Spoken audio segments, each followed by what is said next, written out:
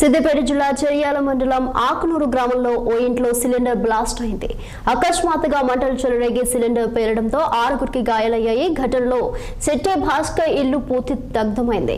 స్థానికులు మంటలు ఆర్పే ప్రయత్నం చేస్తున్నారు. భాస్కర్ తో సహా తండ్రి అయ్యల్లం, భార్య కావ్యతో పాటు 3 పిల్లలకు తీవ్ర గాయాలయ్యాయి. క్షతగాత్రులను హుటాహుటిన అంబులెన్స్ ద్వారా చెర్యాల ప్రభుత్వ ఆసుపత్రికి తరలించారు.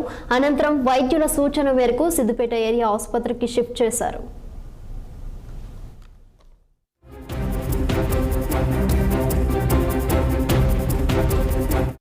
సిద్దిపేట జిల్లా చేర్యాల మండలం ఆకునూరు గ్రామంలో గ్యాస్ సిలిండర్ లీక్ అయి కుటుంబ సభ్యుల 6గురికి తీవ్ర గాయాలై ప్రాణాపాయ స్థితిలో బయటపడ్డ సంఘటన ఈరోజు తెల్లవారుజామున చోటు చేసుకుంది.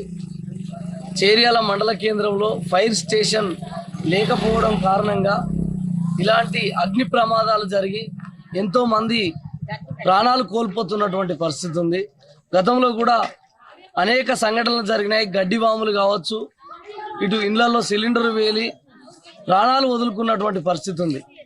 కానీ సిద్దిపేట నుంచి వెళ్ళి ఇప్పటి వరకు ఫైర్ ఇంజిన్ రాకపోవడంతో ఇల్లు మొత్తం పూర్తిగా దగ్ధమై ఇంట్లో ఉన్నటువంటి సామాగ్రిలు కూడా పూర్తిగా కాలి బూడిదైనటువంటి పరిస్థితి ఉంది.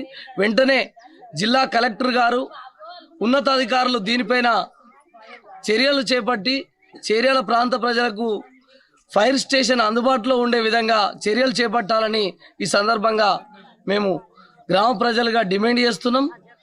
ఎంతోమంది ప్రాణాలు కోల్పోయి అగ్నికి ఆహుతై సామగ్రిలు తిందామంటే తిండి లేక ఈరోజు తీవ్రమైనటువంటి ఇబ్బందులతో ఎదుర్కొంటూ ఆ క్షతగాత్రులను కూడా చేర్యాల ప్రభుత్వ ఆసుపత్రికి తరలించడం జరిగింది.